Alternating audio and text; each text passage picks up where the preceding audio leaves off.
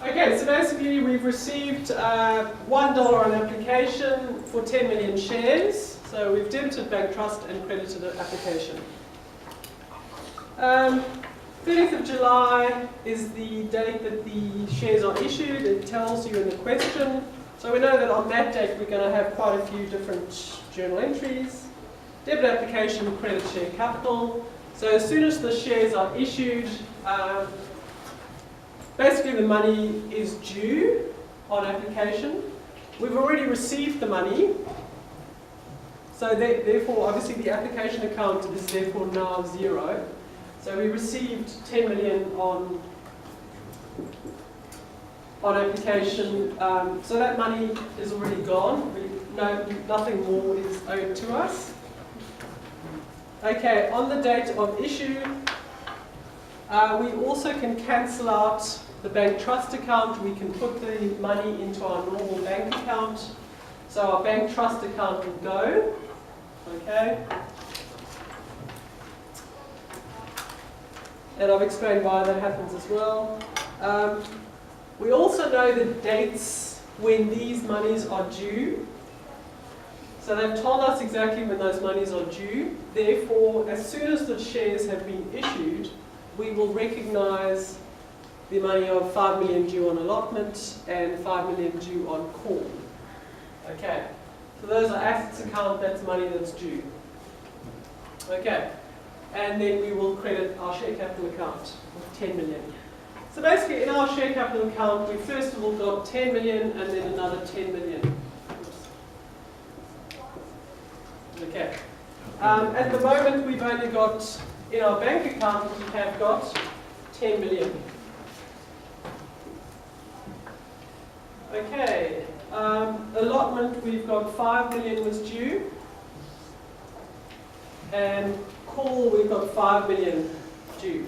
Okay. Unfortunately, not. All happy? Any questions? So allotment and call happen in the same month, so at the end of August? Well, basically these...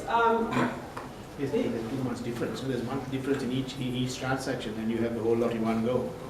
That's right. So as soon as the shares have been issued, as I've mentioned, okay, as soon as the shares have been issued, I know this is basically the ruling. If you know exactly when the money is due, okay, so you know that, okay, 1 month's time the allotment money is due, and then 2 months' time the call money is due, as soon as the shares are issued, so we've done our part of the deal, so it's like, you know, a creditor or a debtor buying something from us, they take the thing away from us, they don't owe us straight away, they might owe us in two months' time, and another debtor might only pay us in 3 months' time, but still we recognise the accounts receivable now, as soon as they've taken the item, and it's the same with this. Okay. Good question? Any other questions there? But if the person is not able to pay the allotment money, so how we can due his call money? Okay. Okay, good question, and I'll be we'll actually deal with that a bit later, in the next question that I'll do. So obviously we're going to have situations where people are not going to pay. So even though they owe money here, they're not going to necessarily pay it. And obviously we've got to learn how to deal with those situations, and I'll do a question like that. Well, just the next question will be that. Okay, so the money due on allotment. It does say in the question that we've received the money due on allotment. So therefore that account will be no longer. So we've got 5 million here, and that goes. Okay. And we've obviously received another 5 million in our bank account. Okay, and then go a bit further down. The next lot of money is due, and we will then debit bank and credit call. So this call account will disappear, and the bank account will basically have share capital has got 10 and 5. If you follow the journal entries, you'll see that we're basically left with nothing there, nothing there, nothing there, nothing there. Share capital 20 million, bank 20 million. Okay. Okay, so what I'm going to show you now is a situation where The part of the call money is not paid. Part of the call money is not paid. So let's have a look at that. Okay, that's the last thing we're going to do today.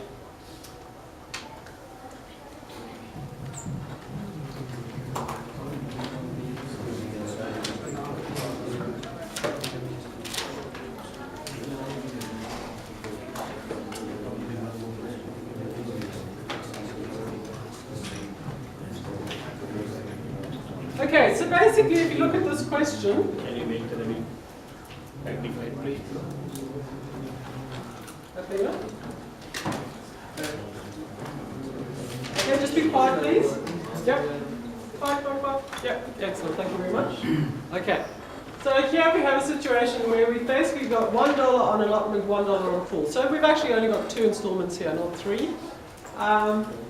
People subscribe for 20,000 shares, they're wanting to issue 20,000 shares, and they then say that holders of, oh hang on, sorry, it's actually is, There's 3, yeah, there's 3 allotments, so, hey, well $2 on application, $1 on allotment, $1 on pool, so there are 3 installments. The total share price is what? $3? Sorry, $4.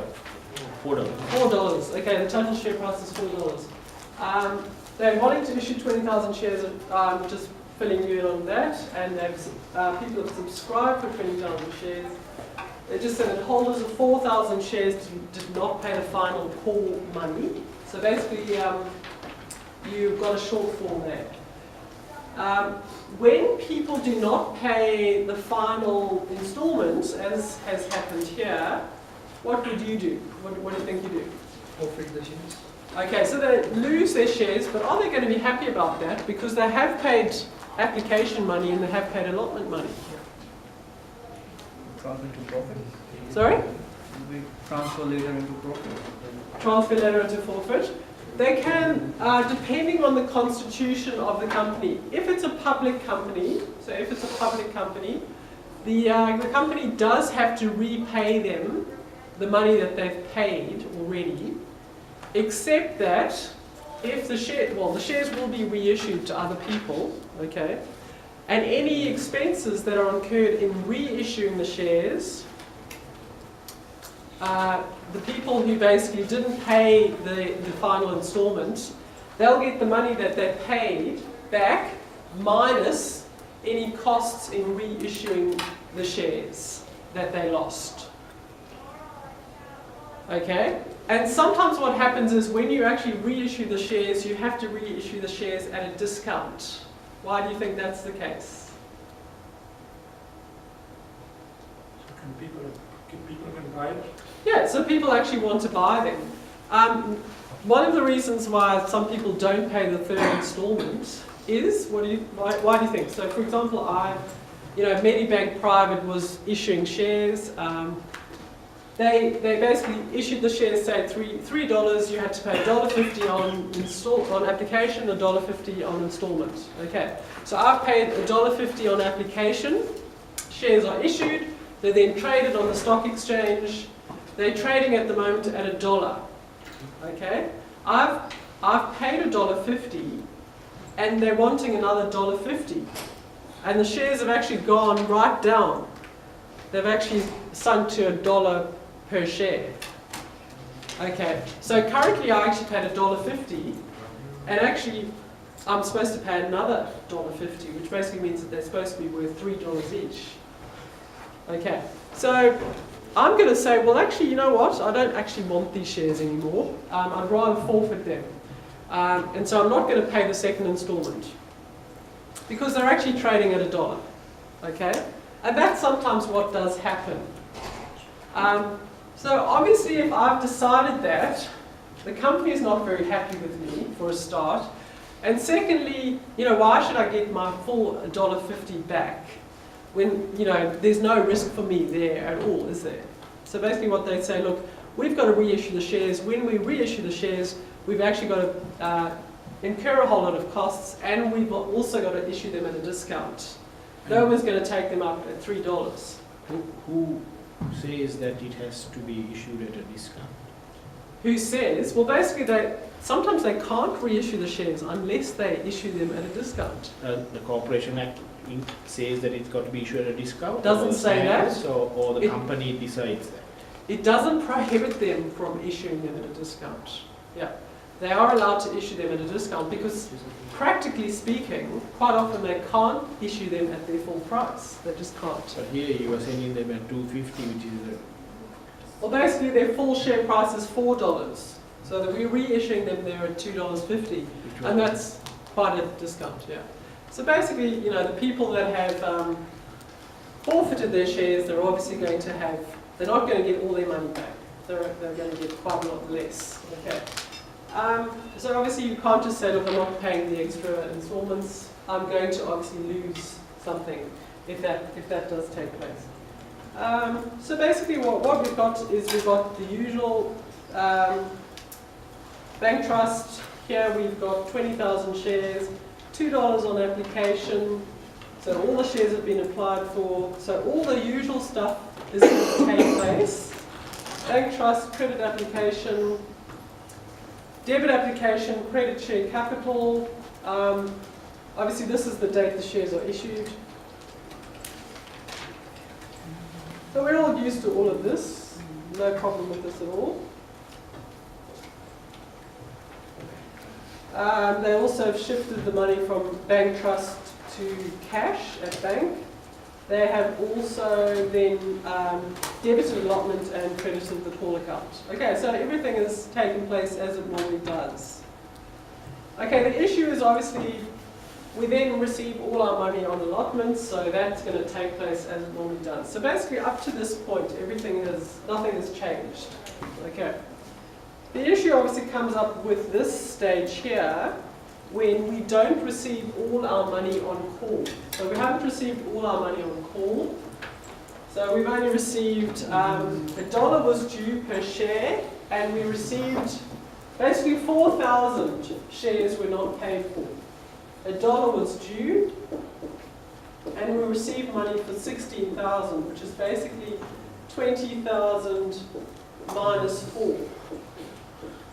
Gives us 16, obviously. Yeah, all happy with that? Okay, so we've received $16,000 on call. Okay, so what's going to happen is that they're then going to cancel 4,000 shares. Okay, they're going to cancel 4,000 shares. All happy with that? Yeah? Okay, so what are we going to do? When we cancel shares, what do we do? What do we do? If you cancel share capital, what do you do? You? Debit the share capital, that's right. So when you issue shares, you credit the share capital. If you cancel the shares, you debit the share capital. So, excuse me, in this case here, what are we going to debit share capital with? What's the amount going to be? 4,000? Yeah. Anyone else have any other figures? No, it's 12,000. 12,000? Okay, so the shares are actually worth how much per share? 4? Okay, so you cancelling the shares, they're actually $16,000. Okay, you cancel 4,000 shares, the actual total value of those is actually 4,000 times 4, which is 16, yeah. Okay, so I'm just going to put this on 1. So, yes, we're debiting share capital with 16. Basically, this is what is always the journal entry. I would basically